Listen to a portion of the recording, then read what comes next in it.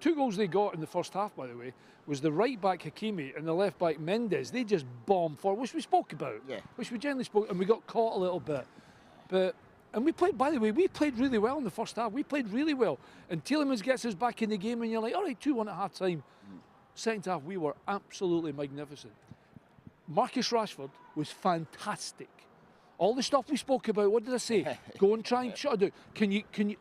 We're not jogging to shut them down, we're sprinting to shut them down. Brilliant. Matty Cash, unbelievable. Unbelievable. John McGinn in the middle of the park with Tielemans, fantastic. Cons and Powell, sensationally good. Honestly, this is a proud night. Well, look, we got beat. We got beat over 2 legs. But the lads in there will be gutted because we're that close. By the way, without that big 6'10" goalkeeper, honestly, the header from Tielemans is an unbelievably good save. Ezra will be sitting in there thinking, can't believe I never made contact with the corner. And that's what happens in games. But we have shown everybody in Europe that we are absolutely at this table and deserve to be. Because we're talking about a team that they might win this. And we took them to town in the second half. Boys were fantastic. Because that was the thing, when the first 2 goals went in, we're 2-0 down. I can't remember the minutes for the second goal, exactly 11 minutes for their first goal. You think, oh, is this just an example of schooling in the Champions League now? And just a reflection of what Aston Villa need to get to, and it's going to be a worthwhile experience overall, but really it's going to be a painful experience tonight. No sooner did you think that than Villa, the character, it's the biggest cliche we use in football, but the character to get back in, to have taken those 2 goals against the run of play for the first goal as well, as Alan just said there, and to be able to turn that on its head was unbelievable. Well, that's the thing, the big word you use there is character. It really is, because you know these are a top side and you go 2-0 down, and that'll probably get overlooked, to be honest, and overshadowed, because I think being here and the atmosphere went a little bit flat. I think everyone felt exactly the same, but we go and get a goal, then we go and get and the belief and the fact that this place turned. Oh my God, I've never seen it. I thought the Bayern night was unbelievable for the crowd. This was a different level. I thought they reacted really well, the crowd tonight. Yeah, Again, we spoke about them. Part. I mean, Tielemans' goal makes things, you know, a happier cup of tea at half time, but I think everybody coming out in the second half, and the way we started the second half, because I thought we pressed better in the second half. I just thought we looked as more energy. I mean, they played the ball and they were good, etc., etc. But to be honest, and I love John McGinn tackling that. He's been looking for Hakimi for about 20 minutes and he saw his opportunity, because not normally you don't get your name shouted when you pick up a yellow card, but you set the not set the tone, that's the wrong way to go about it, but again at that particular minute, I think that was probably 2-0 at that time still. We get the goal and then all of a sudden you're right, hey, come on, what have you said it before, it's not a free hit, but we've got nothing to lose here. Honestly, the second half, we've played in games like this and we've been disappointed and we've been elated at the same time. The lads gave absolutely, there is nobody in there I'd point the finger and say, tell me you could have done more, because I don't think MD could, apart from obviously we managed to beat Donnarumma another couple of times. What were you thinking at half-time, going in at 2-1? What are you thinking? Are you thinking that's pretty much it, PSG are going to be aggravated and go on again here, or did you think that there was some sort of foothold for Villa? I did. I felt that, you know, that was pretty much tie over. I think, you know the other thing, that's crazy thing, we weren't kicking towards the hole, which usually is a big sign that we, and that's sometimes we always reflect on that, don't we? And straight away I thought we're kicking at the hole first half, and I thought, you know, is that going to go against us? But it was one of them. I thought second half, I wouldn't say it had to be better, because I thought we didn't do too bad in the first half. I think the goals we conceded were quite cheap, but I just thought in the second half we just looked more hungry. Marcus was unbelievable. And we were only talking in our pre-match show about how he was so isolated. What more could he really have done? When we talked about the out of possession, we were every man behind the ball. There was no sort of outlet to Marcus Rashford whatsoever. So he was just on his own little island. This was a different story for Rashford today, what he was able to produce. I thought he had more energy tonight. I thought he looked a yard sharper tonight. And I think he had a real purpose for us tonight. I thought he led the line really well and made himself available. His assist for the goal was sensationally good, and that's what we expect from Marcus. See, listen, I've said it 100 times, but I'm not going to talk about Marcus Rashford tonight. I'm going to talk about us as a collective, because that's what we are. We were a team, and we showed we were a team tonight. But he, tonight, played his part massively, as did a lot of others.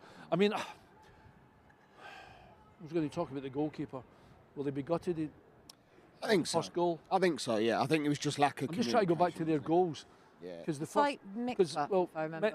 Mendes takes a touch and it's a beautiful finish. To be fair. The first one, I don't know whether the big man's going to be gutted. They might have thought he'd have got it. But hey, that happens and it spins and it falls for Hakimi and he says thanks very much. But I've got to say, we reacted so good tonight from some of the real punches in the gut that we got. And you look back, and I'm still looking back now, sat in there, and I've just tried to reflect on that quick period and turnover the game's finished. But we have had some unbelievable chances, by the way. This scoreline could have been so much different, so much different. Asensio's chance, you know, the ball that's flashed across for Konza, the super save from Tielemans. I mean, honestly, I thought we were outstanding second half. I really did. And I literally thought that little period we had where we were on top, and there was the two moments, the header, the ball whipped in, you felt we go and get that goal, and we can go and take this game. We could take this to the penalties for sure. Exactly, that's what it was. By the way, sorry, Kate, we've just beat PSV 3-2. Yeah. Liverpool can do it. Liverpool going to win our league. Exactly. It doesn't feel like it right now. There's another 10 teams, and by the way, they've just won the league with 6 games to go. Yeah. And they've got a team of youth and exuberance and dynamism and etc. etc. We properly played like a Champions League team should play in the quarterfinals to try and get into the semis, and they're going back in the bus thinking, wow, we carried a bit of luck with us tonight, as well as they're a good team. They carried that little bit of luck that you need in those big games, because I can look back at a quarter-final of this competition. I can look back at 2 semis in this competition and be gutted about it. And the lads are going to be, thinking about that for the next 2 or 3 games. Dust yourself down, we go again, and we've proven how good we've been in the Champions League, and it wasn't just a fluke that we were there. We deserved every bit of that tonight. Exactly that, because as you both said there, as soon as we went 2-0 down, the 27th minute was the second goal. And I just thought, I really hope this doesn't turn it into an absolute rout here, because then Villa will look slightly out of place in the quarterfinals of the Champions League. We were saying we have got here completely on performances so far and justified place in this. But as soon as that second goal went in for PSG, I did think, I really hope this isn't a landslide now. I still thought we would score tonight. I thought we'd score in Paris and we did, and I thought we'd score here, but I didn't think we would get 2 in the second half and really put them under a bit of pressure. But once we did get that position, I was like, but guys, this is an unbelievable chance you've got. And I think they realised that. And I'll say it again, and I know Martinez still made a couple of really good saves for us, and important ones. Donnarumma made 2 unbelievable saves. The one from Asensio when he runs through, the header from Tielemans, and I haven't even mentioned the colour from Morgan Rogers and the shot in the top corner from Marcus Rashford. There was chances in the second half where you think, oh, gee whiz, really? And that's football sometimes.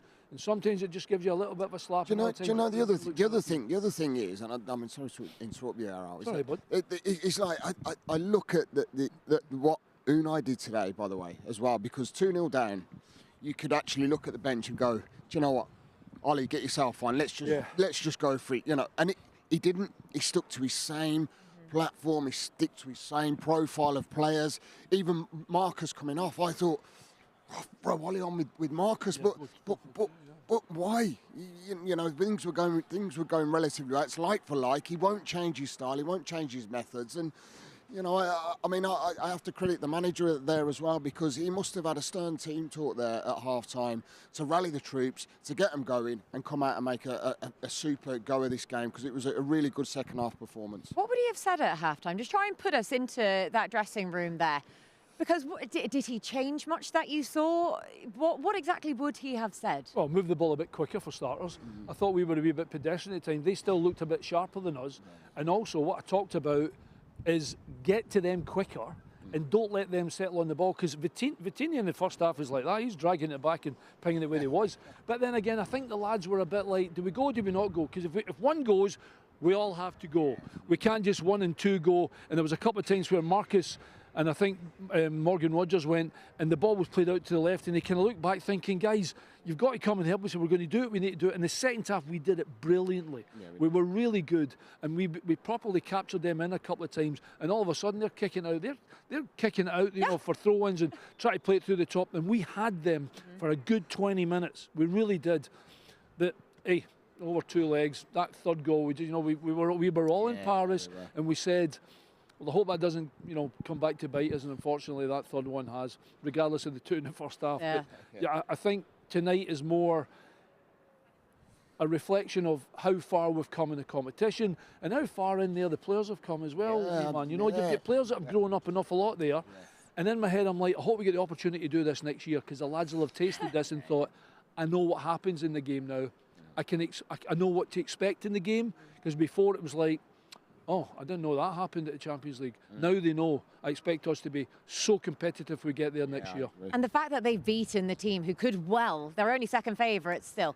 But well, the last time I checked, obviously, before tonight, they were second favourites behind Barcelona. The fact that they've been able to beat them on the night, and they've got the taste of Champions League football, knowing they can beat anyone, and especially back here. And as Alan said there, for those 20 minutes, PSG, they looked unnerved. We didn't see any sign of them being unnerved back at the Parc des Princes last week. This time around, that was a very different PSG. Well, I said it at the start of the show. This is Villa Park. This is our home. This is our fortress, and we've been brilliant here all season.